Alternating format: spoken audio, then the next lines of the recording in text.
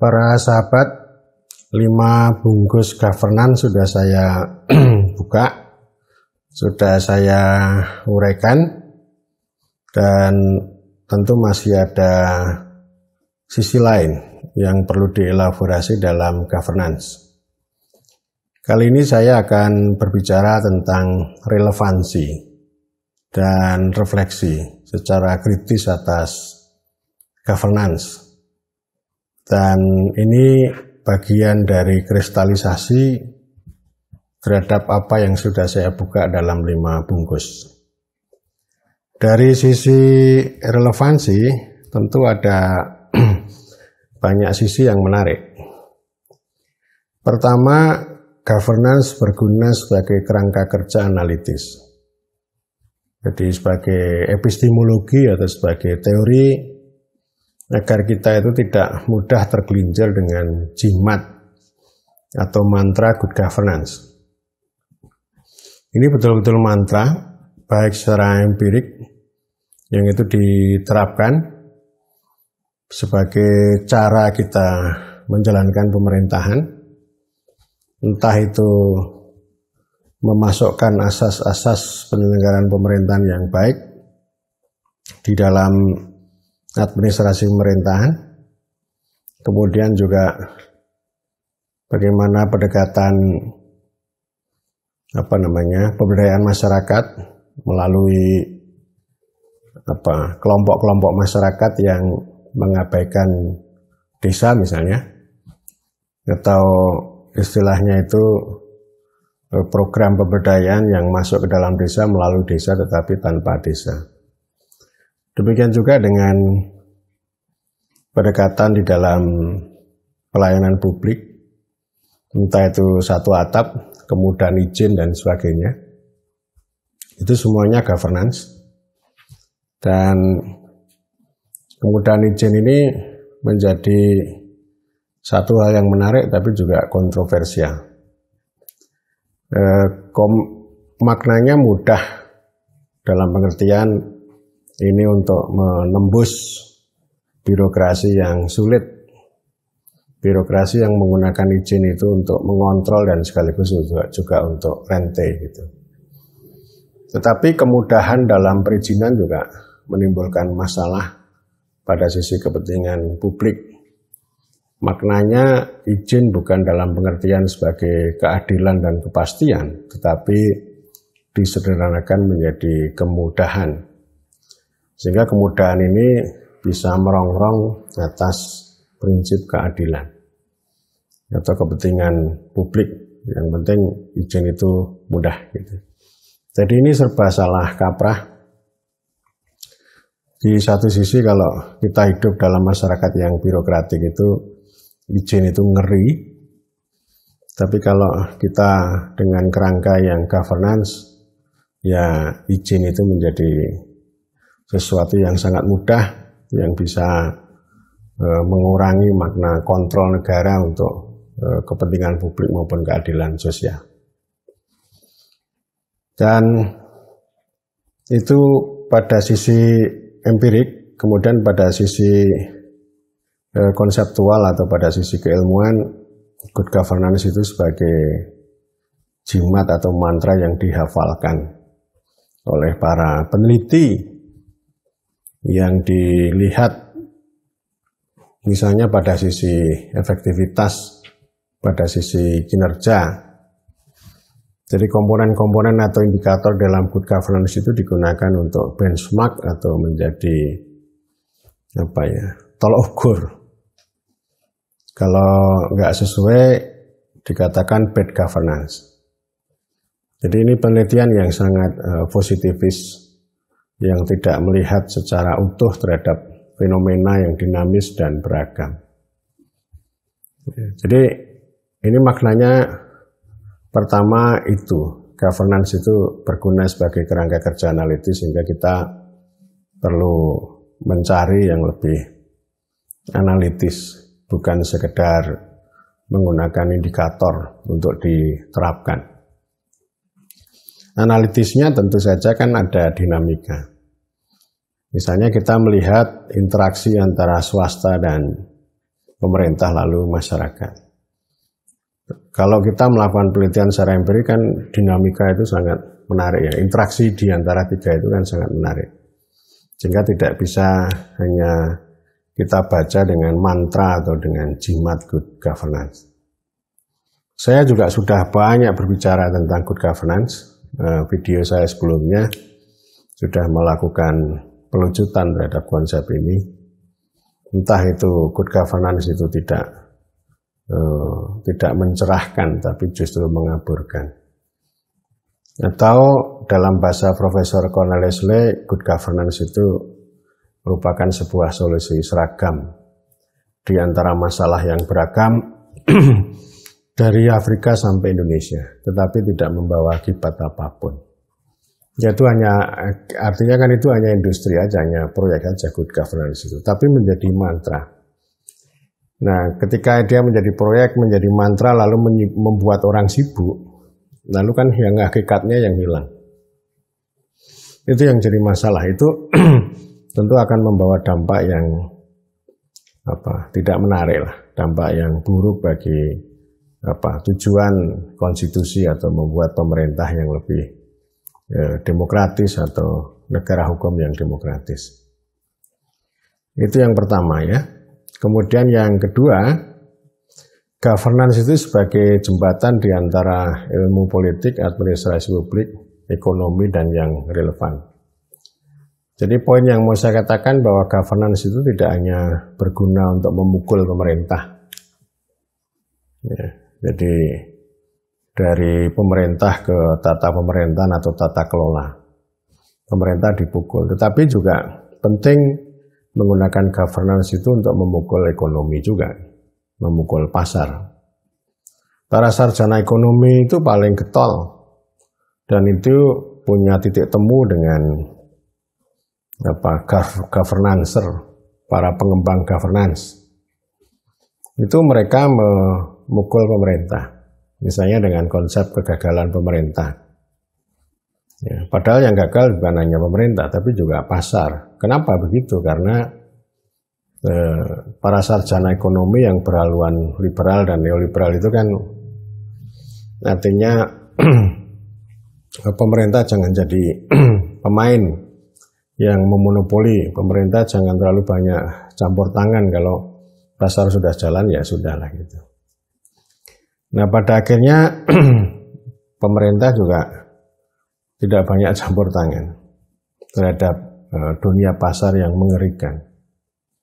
Yang sering saya katakan bahwa ini produsen pertama ini selalu dimakan atau dieksploitasi oleh para tengkulak. Yang itu berjajar-jajar dari tengkulak kecil sampai tengkulak besar. Dan itu tidak ada intervensi pemerintah. Artinya itu juga kegagalan teori ekonomi, tidak hanya kegagalan teori politik juga gitu.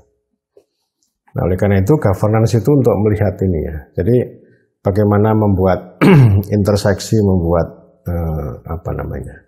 irisan di antara politik, administrasi dan juga ekonomi gitu.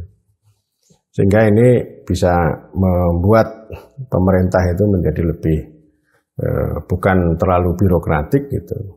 Tapi yang di ekonomi juga bukan terlalu terlalu egois ya. Pengen merdeka, pengen otonom, tidak pengen dicampur tangani, menganggap bahwa dirinya itu sangat baik, padahal tidak begitu juga gitu. Nah, ini menjembatani sehingga kita bisa melihat interaksi paling tidak di antara itu, ya kita bisa menemukan relasi yang lebih baik antara politik, administrasi dan ekonomi. Jadi dulu kami mengatakan juga bahwa ini berguna bagi ilmu pemerintahan. Jadi ilmu pemerintahan itu kan dulu ya ada yang menyukai dari politik, ada yang menyukai dari administrasi publik gitu. Tapi nggak ada yang melihat dari sisi ekonomi. Karena ekonomi pemerintahan itu kan itu wilayahnya sarjana ekonomi. Orang pemerintahan nggak ngerti governing ekonomi, itu kurang kan gitu. Jadi politik tidak membuat teori pemerintahan yang lebih baik, administrasi juga begitu. Nah, maksud saya, meskipun governance itu agak keluar dari pemerintah dalam pengertian tradisional atau konvensional, tetapi menarik. Maksud saya bahwa interaksi antara pemerintah dengan dunia swasta, dengan dunia masyarakat itu menjadi titik tekan, dan itulah pendekatan ekonomi, politik, dan administrasi bisa ditemukan untuk melihat interaksi itu. Tidak hanya ngomong tentang perkantoran, tidak hanya ngomong tentang kekuasaan, tidak hanya ngomong tentang kekayaan, gitu. Tetapi ya governance itu akan menghubungkan itu semuanya menjadi lebih baik. Tapi kan tidak begitu. Harapan ini kan kandas, tetap saja gitu. Ya, jadi governance itu ya akhirnya ya tergelincir pada jimat good governance itu. Jadi harapan kita untuk membuat bridging gitu, membuat interseksi itu tidak pernah berhasil. Jadi egoisme itu luar biasa. Itu ilmuwan yang katanya itu interdisipliner, multidisipliner, itu saya nggak percaya itu. Itu tidak pernah terjadi. Itu egoisme itu. Jadi kalau ilmuwan mengkritik kementerian ego gitu, tapi sama aja, ilmuwan juga ego juga itu. Ya, jadi ego sektoral itu ada di mana-mana. Ya. Kemudian yang ketiga, governance, government with governance itu membuat pemerintahan lebih hidup dan dinamis. Saya anti frasa government without governance without government. Tata kelola tanpa pemerintah. Saya anti itu. Tapi itu menjadi keyakinan di dalam teori governance, terutama yang hyperactive governance, yang mereka melihat dari sisi faktanya bahwa pemerintah itu sudah selesai kok gitu. Sekarang udah bergeser gitu. Baik fenomenanya, keyakinannya, cara kerjanya itu governance menjadi lebih utama, lebih penting daripada government gitu. Itu keyakinan hyperactive governance. Tapi saya nggak percaya itu. Government masih sangat penting, dan ini government without pemerintah dengan tata pemerintahan itu menjadi lebih menarik. Itu poinnya ya. Jadi bukan without gitu ya. Dan ini saya menempatkan government sebagai subjek. Kalau hiperaktif kan governance without government. Jadi tata kelola tanpa pemerintah. Kalau ini pemerintah dengan tata kelola. Ini yang saya tekankan. Yang itu nanti akan menjadi cikal bakal, menjadi satu keyakinan yang dalam literatur disebut sebagai meta governance.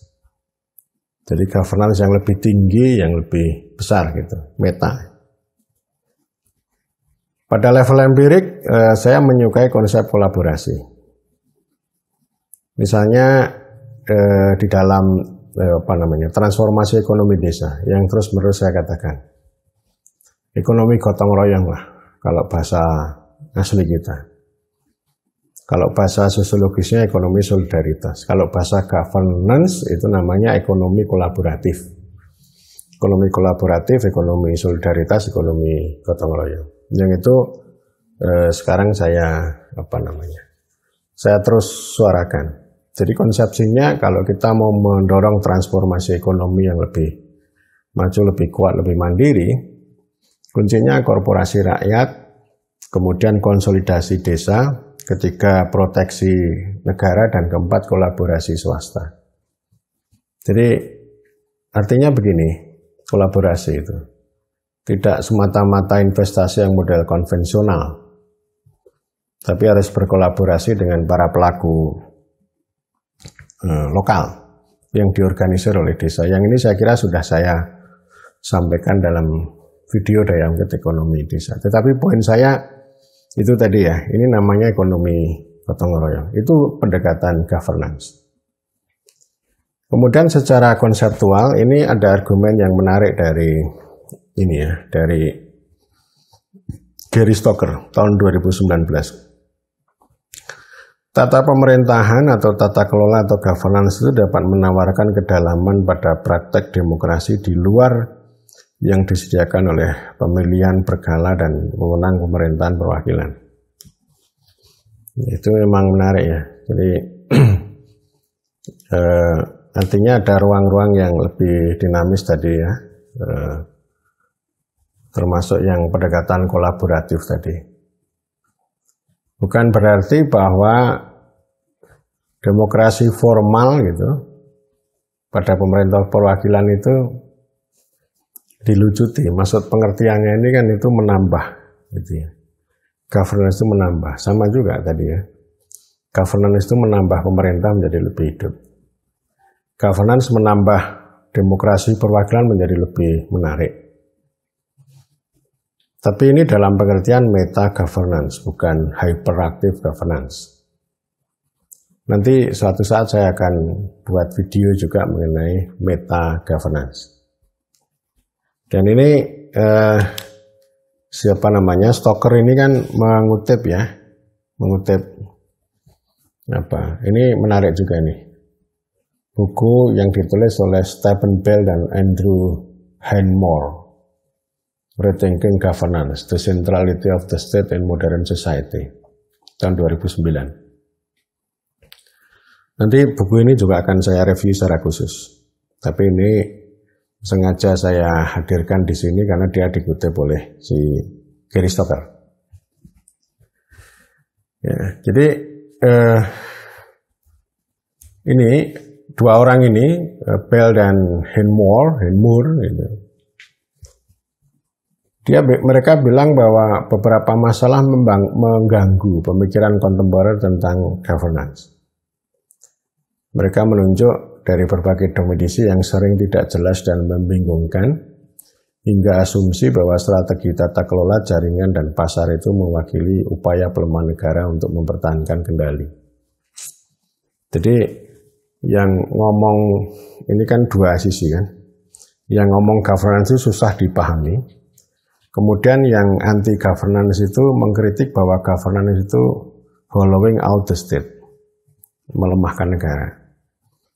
Jadi ini yang kemudian dicairkan atau Stephen Bell dan Andrew Henmore ini berupaya untuk menjernihkan, mencari jalan tengah juga gitu. Rethinking governance itu mempertanyakan pandangan ini dan berupaya menjelaskan bagaimana memahami tata kelola. Jadi memahami ulang tata kelola, bahwa mereka mengatakan bahwa governance itu sebagai strategi yang digunakan oleh pemerintah untuk membantu pemerintah. Jadi maksudnya bukan apa ya, berubah dari government ke governance. Jadi governance itu hanya sebagai strategi, ya, bukan sebagai institusi yang kemarin sudah saya petakan itu ya. Hanya sebagai strategi aja yang digunakan oleh pemerintah. Pemerintah tetap menjadi subjek utama. Dan ini poinnya di situ ya. Jadi ini sama dengan apa yang saya sampaikan, government with governance. Government menggunakan governance itu untuk menjalankan kekuasaan pemerintah. Poinnya di situ ya. Ini nanti disebut sebagai meta governance. Mereka menunjukkan bahwa jauh dari surut, negara pada kenyataannya meningkatkan kapasitas mereka untuk memerintah dengan mengembangkan hubungan yang lebih erat dengan sektor non-negara. Jadi negara tetap penting di sini. Jadi tetap posisi sentral ya. Kedua penulis ini juga mendemonstrasikan bagaimana negara-negara modern menggunakan campuran mode tata kelola untuk menangani masalah kebijakan. Buku ini menunjukkan mengapa argumen bahwa negara sedang dilubangi itu terlalu lebay gitu. Jadi governance itu terlalu kacau gitu. Kalau kritikus governance itu terlalu lebih kalau mengatakan bahwa negara itu telah dilubangi. Negara masih sangat kuat. masih sangat kuat ya. Dan ini mereka juga menegaskan bahwa negara itu saling terkait dalam pengaturan tata kelola yang kompleks, dapat bertemu secara efektif dan tidak dirong-rong oleh hubungan dekat dengan pelaku ekonomi yang kuat, tapi bergantung pada mereka. Jadi pelaku ekonomi yang kuat itu tidak merongrong, tapi ini saling berinteraksi, interdependensi. Akhirnya dua penulis itu menyimpulkan bahwa menyimpulkan bahwa pemerintah telah meningkatkan kapasitas mereka untuk mencapai tujuan dengan mengembangkan hubungan yang lebih dekat dengan aktor-aktor non-negara. Jadi governance itu dimaknai begitu, dimaknai dari sudut pemerintah, dari sudut government, bukan sudut governance. Ya, itu nanti yang akan melandasi apa yang saya sebut dengan meta governance. Nanti akan saya siapkan video itu secara khusus apa yang disebut dengan meta governance dan apa perbedaan meta governance itu dengan governance yang biasa gitu atau dengan hyperactive governance. Nah itu relevansinya itu. Ya. Nah saya selanjutnya akan berbicara mengenai ini ya, 4 refleksi kritis. Ini tantangan. Ini kritik beragam perspektif terhadap hyperactive governance. 4 itu, satu adalah governmentality, ya, yang saya sudah bicara juga video tentang governmentality. Yang kedua, perspektif politik, ketiga populisme, dan yang ketiga government. Dari aspek government tadi saya sudah menyebut meta governance itu menurut cara pandang saya ya meletakkan government ini penting sebagai subjek, bahwa governance itu hanya sebagai strategi bagi pemerintah. Nah yang pertama governance, governmentality. Itu saya sudah berbicara itu. Jadi intinya begini. Munculnya pusat-pusat kekuasaan baru di luar pemerintah itu menurut governancer gitu, itu disebut sebagai fenomena governance. Dan ini menurut mereka, ini pemerintah itu sudah nggak relevan. Jadi sudah bergeser. Lalu mereka governance itu lalu mengatakan bahwa government sebagai perspektif sudah tidak relevan, lalu kita harus geser ke perspektif governance. Governance yang menjadi lebih utama, dan saking ekstremnya atau hyperaktifnya lalu muncul frasa governance without government. Dan itu lalu menimbulkan kritik, ini governance ini melubangi negara, blowing out the state. Itu keyakinannya begitu ya. Jadi pusat-pusat kekuasaan itu dianggap sebagai fenomena governance dan kemudian diikuti, ini keyakinannya harus begini, ini perspektifnya harus begini, ini strateginya harus governance. Semuanya governance of things. Tetapi governmentality mengatakan, pusat-pusat kekuasaan itu bukan fenomena governance, tetapi sebagai fenomena governmentality. Jadi mereka menganggap ya governance itu yang diungkapkan itu hanya sebagai strategi pemerintah saja. Jadi sebenarnya governmentality itu masih menganggap pemerintah government itu masih penting. Meskipun pada analisis kritisnya, kerangka kerja analitis mereka atau governmentality itu mengatakan bahwa itu analytic of government gitu, tapi government masih penting. Nah justru governmentality itu melucuti governance sebagai taktik, sebagai strategi, sebagai rasionalitas gitu. Pemerintah dengan cara yang teknis, dengan cara yang dikalkulasikan. Jadi kalau misalnya good governance dibuat indikator itulah cara pemerintah sekarang.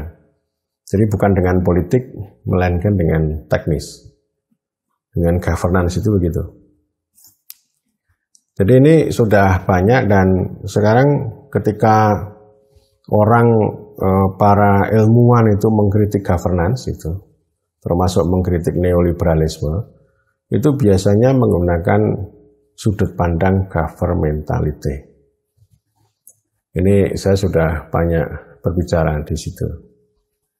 Ya, termasuk yang kemarin saya bicara video tersendiri tentang governmentality, dan yang kedua governance sebagai kekuasaan. Ya. Jadi itu ketika saya berbicara governance sebagai kekuasaan itu berarti saya sedang menggunakan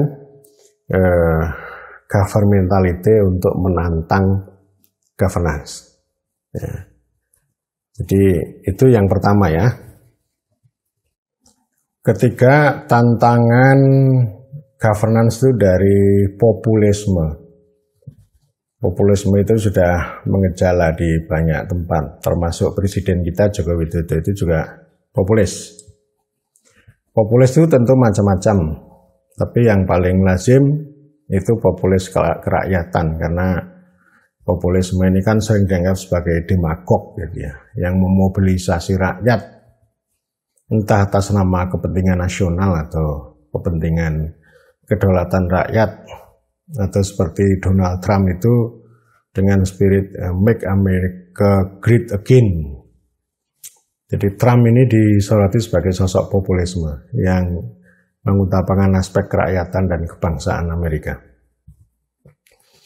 Nah, dalam konteks tantangan terhadap governance ini ada artikel yang sangat bagus ini. Ditulis oleh Gary Stoker. Judulnya Can the Governance Paradigm Survive the Rise of Populism? Dapatkah paradigma governance itu bertahan di tengah kemunculan populisme? Ini tahun 2019 dia tulis. Jadi belum lama ya. Secara singkat dia bilang begini, bahwa paradigma tata kelola pemerintahan itu berada di bawah ancaman kebangkitan populisme. Populisme sebagai kekuatan politik telah beralih dari tontonan dalam demokrasi kontemporer ke panggung utama. Jadi dia menyorot ada banyak tokoh populis, dan Trump ini yang menjadi tokoh utama. Paradigma tata kelola yang itu banyak dikembangkan oleh Stoker itu juga sebenarnya punya kemiripan dengan populisme itu sebagai penantang politik perwakilan. Jadi titik temunya di situ. Populisme sama governance itu sama-sama menentang demokrasi yang sudah ada, demokrasi perwakilan.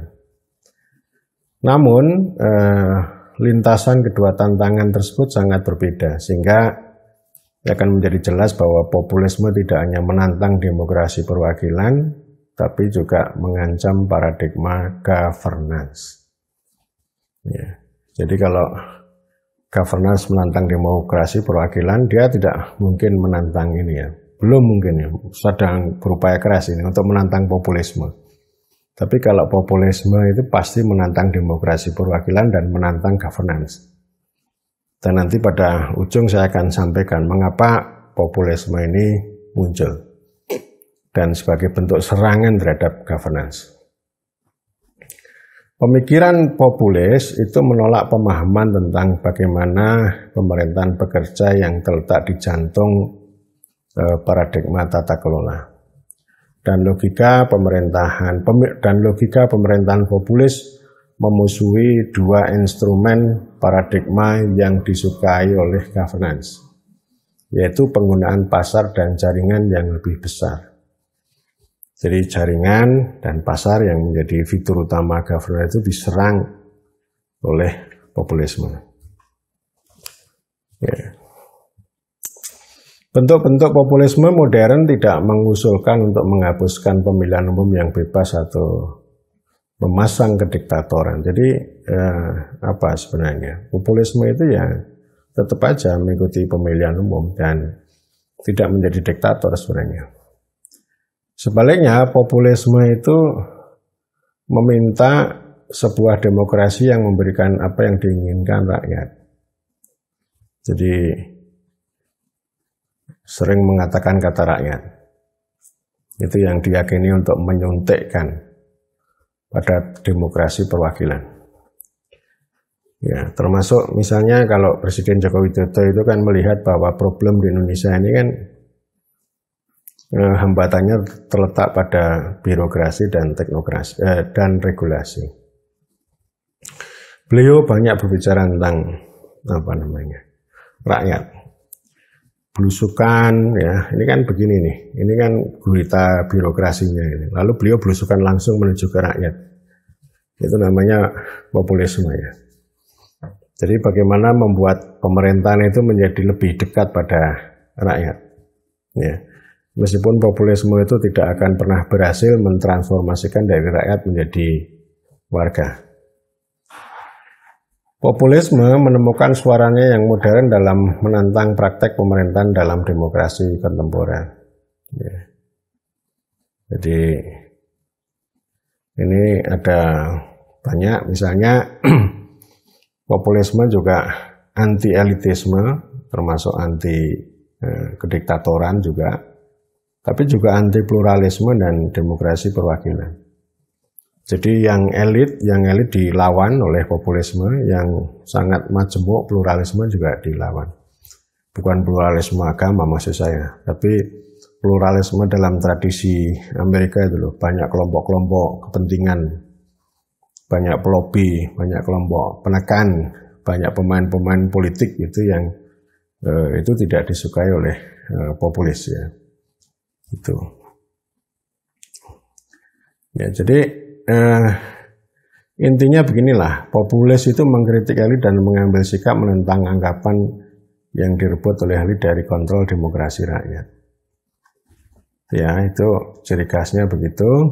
Jadi pengen memuliakan rakyat, mengutamakan rakyat, dan mengatakan kami dan mereka. Kami itu ya si populis sama rakyat, mereka itu yang lain itu. Termasuk elit, termasuk ini kelompok-kelompok kepentingan gitu. Tapi yang namanya populis itu keras kepala, anti pluralisme, anti kritik juga dia. Karena apa yang diyakini itu sangat benar, bahwa para pengkritik itu kan pluralis itu. Para kelompok-kelompok kepentingan yang sudah lama menikmati kekuasaan dan kekayaan gitu. Jadi intinya saya sekarang berkuasa dari rakyat untuk rakyat, bukan untuk mereka, bukan dari mereka, dan bukan untuk Anda yang bukan rakyat. Gitu. Ini demi kepentingan rakyat, demi kepentingan nasional gitu. Jadi secara prinsip populisme gitu, dan ini Gary Stoker itu menyampaikan ini ya, paling tidak ada 4 tantangan, tendangan populisme itu terhadap governance. Pertama, populisme tidak nyaman dengan gagasan bahwa pemerintah adalah tentang merangkul keragaman dan mengakui saling ketergantungan kepentingan yang perlu saling bekerja sama. Bagi populisme, tantangan pemerintahan didefinisikan sebagai orang atau sebagai kelompok dengan ambisi dan kepentingan bersama versus atau melawan elit atau perusahaan yang gagal menanggapi tuntutan dan keprihatinan rakyat. Jadi terutama yang ini ya, perusahaan itu ya. Ini kan contoh Gary Stoker, contoh Donald Trump gitu ya. Yang mereka memukul para globalis ya. Yang antara lain juga mem-PHK gitu ya. Jadi para globalis itu menutup perusahaannya, pabrik-pabriknya di Amerika lalu dipindahkan ke Cina misalnya. Tentu korbannya adalah para pekerja di Amerika. Itu yang diangkat oleh Donald Trump 4 tahun yang lalu. Ya. Jadi populis itu begini, mengatakan bahwa yang dibutuhkan bukanlah pendering bagi beragam minoritas, tapi kemauan yang lebih kuat untuk mengutamakan kepentingan mayoritas yang diam. Jadi ini kan artinya tidak mengakui adanya tirani mayoritas. Ini kan istilahnya the silent majority. Ya orang banyak, rakyat banyak itu diam, mayoritas itu yang diam. Sementara yang banyak rame itu minoritas itu. Ya. Itu yang pertama. Kemudian yang kedua, populis menyerukan penegasan kembali identitas masa lalu yang bersifat regional atau lebih lokal. Jadi lokalisme, budaya itu ditonjolkan dan saya suka soal ini ya, lokalisme ini. Jadi yang lokal ini harus dihadirkan. Kan sudah sekian lama kita ini menjadi konsumen westernisasi, baratisme. Gitu. Jadi yang lokal kurang. Teman saya DS Putra kan sering mengatakan bahwa kalau soal ekonomi dan teknologi itu kan ada hierarki ya, vertikal begitu. Kalau soal budaya ya setara, sejajar, horizontal gitu. Sehingga beliau selalu menekankan pendekatan budaya untuk berbicara apapun. Dan lokal itu selalu kekayaannya terletak pada budaya. Budaya itu bisa kearifan lokal, bisa pengetahuan lokal gitu. Dan ini menarik ini. Jadi lokalisme sering disebut juga romantisme. Tapi ini sebagai pintu masuk ya. Romantisme lokalisme ini menjadi pintu masuk untuk transformasi, merepresentasikan ya, yang lokal. Dan ini juga menjadi spirit bagi post-kolonial, post-struktural, termasuk governmentality itu kan mereka mengolok-olok, mereka mengkritik yang produk barat, pengetahuan barat atau pengetahuan universal itu. Tapi justru lebih banyak provokasi politik dan menghadirkan emansipasi lokal atau subaltern ya, kelompok-kelompok yang itu yang tadi disebut sebagai the silent majority tadi. Ya petani, ya desa, ya nelayan dan sebagainya yang itu mereka tidak punya diskurs yang memadai di ruang-ruang politik karena ruang-ruang politik itu sudah kumuh dan juga dikotori dengan isu-isu yang sangat privat maupun diteknokratisasi dengan pendekatan governance itu. Kemudian yang ketiga yang disampaikan oleh Stoker itu ini ya, tata kelola menghargai warga yang melakukannya untuk diri mereka sendiri sebagai pembuat sehari-hari. Ya. Jadi ini kan kalau tata kelola itu kan menyukai responsibility. Jadi warga itu harus aktif, harus bertanggung jawab atas dirinya sendiri. Nah, populisme tidak suka itu. Ya. Populis itu tentang bagaimana membuat pemerintah melakukan yang benar oleh dan untuk rakyat. Jadi rakyat jangan dibiarkan untuk mengurus dirinya sendiri atau self-responsibility itu. Ya. Tapi ini pemerintah harus hadir. Populis tidak menghargai aktivisme atau otonomi dan karena itu mereka lebih menghargai kepemimpinan responsif yang berbicara dan bertindak untuk rakyat. Kan kalau governance itu termasuk neoliberalisme itu kan menghendaki otonomi yang dikalkulasikan ya, otonomi yang dibikin statistik atau otonomi yang diatur lah, otonomi yang diatur, self regulation atau self organizing, self regulating gitu. Ya termasuk kelompok-kelompok masyarakat yang dibangun oleh pendekatan pemberdayaan itu kan itu bagian dari governance, bagian dari neoliberalisme itu. Jadi dipisahkan dari sistem dan institusi pemerintah lokal. Nah ini populisme menantang itu, ya. Menantang cara pandang itu dan lebih mengutamakan ya pemerintah atau terutama pemimpin itu memang harus hadir, harus responsif untuk melayani, melindungi rakyat. Keempat, populisme tidak menghormati fitur inti politik. Ya, pencarian kompromi dengan berbagai kepentingan kebutuhan untuk memahami posisi orang lain dan kompleksitas implementasi. Dan karena itu menantang asumsi tata kelola yang tata kelola yang diidentifikasi sebelumnya. Jadi ini maksudnya begini, ya.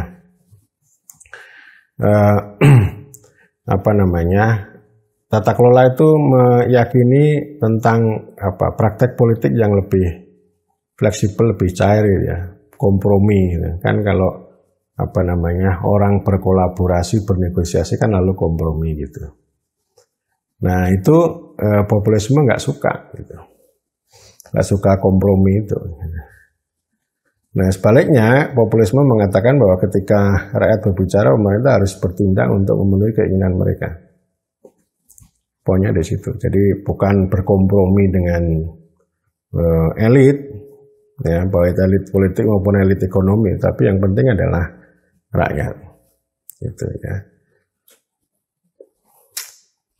Masalahnya adalah politisi mapan yang dipandang tidak tersentuh dan hidup dalam gelembung pemerintah mereka jauh dari keprihatinan orang-orang nyata. Proses pemerintahan itu rumit dan membosankan, dan populis lebih menyukai politik penebusan. Jadi balas budi, ya. Ya. Mereka ingin diberitahu bahwa politik itu menarik dan dapat menyelesaikan sesuatu. Jadi ini Gary Stoker ini kan ya banyak lah para sarjana politik itu kan anti populisme. Populisme itu juga dianggap sebagai anti politik gitu. Ya, jadi ada banyak kelemahan dari populisme itu. Ya termasuk itu tadi, anti politik dalam mengerti, ini ada fenomena elit, ada fenomena konflik, ada fenomena demokrasi perwakilan dan sebagainya. Ada birokrasi yang menggurita, tapi kan dilompati gitu lah. Jadi ini bukan dibangun, dirombak atau direform gitu, tapi dilompati. Saya sering mengatakan bahwa populisme itu kan mempunyai banyak peran-peran distributif, ya. Membagi ya kayak BLT dan sebagainya pada rakyat itu. Tetapi kan mereka tidak melakukan proteksi terhadap rakyat ketika berhadapan dengan gurita elit maupun birokrasi itu. Ya. Jadi hambatannya tidak dihabisi tetapi ditolong, ya. Jadi rakyat itu ditolong, dikasih-kasih. Oleh karena itu kan ini populisme itu kan sering namanya kan begini ya, menyenangkan rakyat tapi sebenarnya tidak menolong rakyat. Jadi poin saya ada di situ, dan tapi saya mengatakan bahwa populisme itu lebih mending daripada ini ya, hyperactive governance, daripada teknokrasi itu. Daripada teknokrasi itu lebih mending populisme. Kalau populisme itu kan ada hubungan langsung sama rakyat. Kalau teknokrasi enggak. Jadi teknokrasi itu ya itu tirani atas nama kebenaran, objektivitas, gitu ya, kecanggihan dan sebagainya. Tapi kan sebenarnya tidak menolong rakyat juga. Gitu. Jadi cuma kata-katanya aja. Gitu. Nah pertanyaannya kan ini mengapa muncul populisme? Ini saya mengambil karya dari Michael Lynn, The New Class War, Saving Democracy from the Managerial Elite. Ini tahun 2020 ini. Ini sebenarnya menarik juga ini. Kalau di review secara khusus gitu. Jadi menurut Michael Lynn, ya populisme itu muncul sebagai respon atas itu tadi, atas governance itu. Jadi semakin hyperactive governance, maka populisme akan semakin kuat itu. Jadi Michael Lynn bilang bahwa penjahat politik saat ini adalah fenomena yang disebut dengan neoliberalisme teknokratik, yang di dalamnya ada governance ya, yang berkerumun secara geografis, manajerial atau metropolitan, elit berpendidikan universitas yang sebagian besar telah memenangkan kendali atas kehidupan politik, ekonomi, dan budaya Amerika Serikat.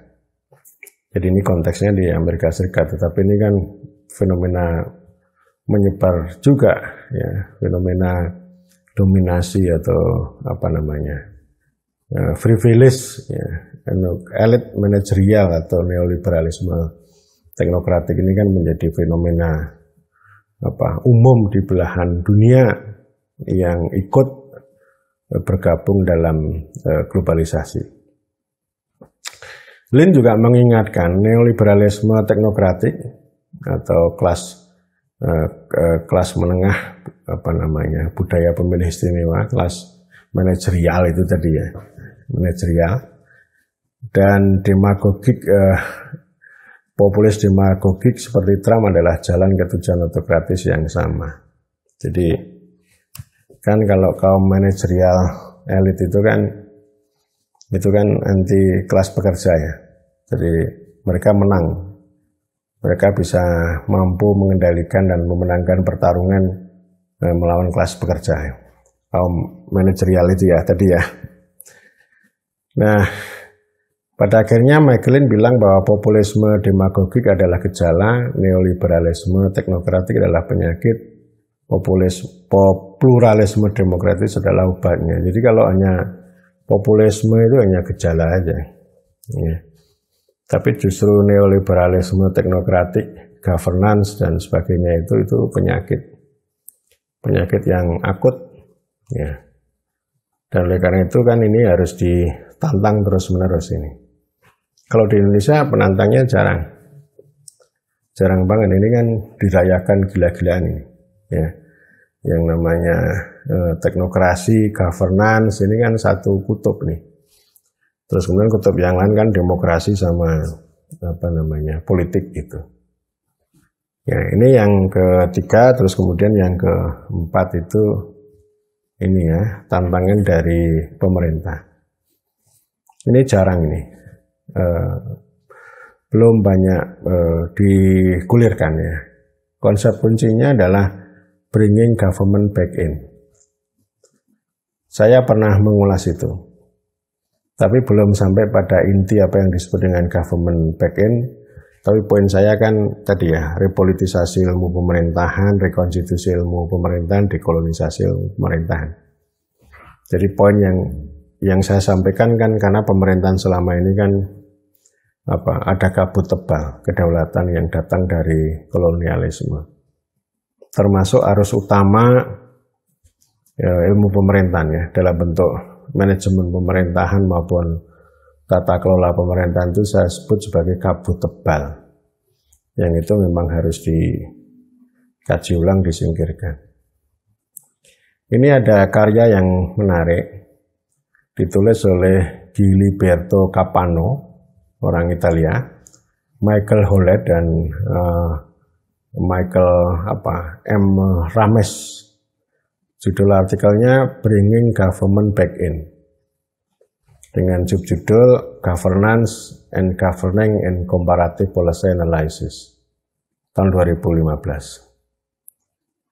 Ya, jadi intinya begini mereka kesimpulannya. Jadi sebentar. Mereka banyak mengkritik governance ya, yang melimpah ruah itu. Jadi mereka bilang begini, literatur yang besar dan terus berkembang tentang tata kelola atau tentang governance itu tidak banyak membantu menjelaskan apa yang baru dan tentang tata kelola baru.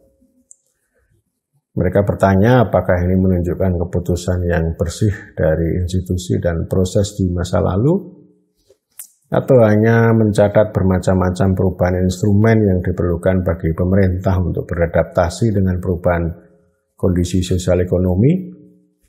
Apakah perubahan tersebut benar-benar menunjukkan munculnya sistem baru di mana pemerintah hanyalah pemain lain yang setara dengan mitra masyarakat dan internasional?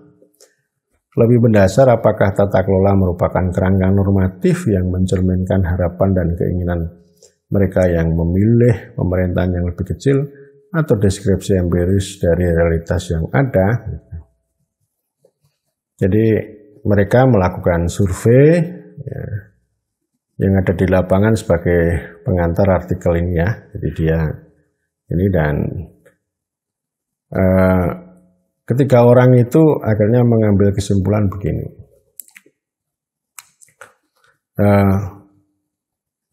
Argumennya sangat kuat. Mendukung pandangan bahwa pemerintah atau government itu ternyata masih terus memainkan peran penting dalam pembuatan kebijakan. Dan bahwa jika fakta ini tidak dipertimbangkan, maka resiko tata kelola atau governance itu ditambatkan pada pandangan normatif atau preskriptif semata daripada kerangka kerja analitik yang kuat secara empiris. Ya, jadi cuma ngomong resep, rekomendasi, preskripsi. Akhirnya nanti terjebak pada jimat, pada mantra, bukan sebagai kerangka kerja analitis karena tidak mencerminkan di empirik. Jadi misalnya from government to governance itu kan kalau dia sebagai kerangka kerja analitis kan di lapangan terjadi betul. Ya. Tapi ini penelitian mereka mengatakan, oh pemerintah itu masih sangat kuat kok. Jadi kalau orang bilang yang namanya governance itu pusat-pusat kekuasaan baru menurut cara pandang governance itu kan hanya normatif aja, tapi empiriknya tidak. Ya. Jadi ini saya kira sama dengan buku yang tadi saya sebut sebelumnya tadi di pertama tadi. Jadi ditulis oleh Stephen Bell dan Andrew Hinmore itu Rethinking Governance, The Centrality of the State in Modern Society. Jadi pemerintah negara itu masih tetap penting. Dan karena itu ini saya kan berbicaranya di sini ini. Ya maksud saya begini ya. Jadi governmentality, government, politics itu menjadi penting. Governance with government with governance itu penting. Ya, itu nanti sebagai dasar bagi meta governance untuk menantang hyperactive governance. Tapi basisnya tetap pemerintah, politik, governmentality. Jadi meskipun governmentality itu mengolok-olok, tapi sebenarnya yang diolok-olok adalah praktek governance. Dan saya memahaminya olok-olok dari governmentality terhadap governance itu sebenarnya ingin mengembalikan pada government and politics, pada politik dan pemerintah. Itu yang menjadi inti ya. Jadi artinya depolitisasi yang dilakukan oleh governance ini memang harus dihadapi, ditantang dengan bringing government back in, bringing politics back in, gitu. Dengan repolitisasi supaya kita duduk tegak lurus ya. Kalau kita berbicara tentang pemerintah dalam arti yang sebenarnya ya itu. Jadi politik itu nomor yang utama gitu. Jadi politik, hukum, administrasi, bukan dibolak-balik. Saya kira demikian, nanti masih ada beberapa yang harus saya elaborasi, saya dalami lagi termasuk review buku itu, Rethinking Governance, The Centrality of the State in Modern Societies, maupun juga yang buku-buku tentang Defending Politics. Depolitization itu juga saya kira sangat menarik. Saya kira demikian.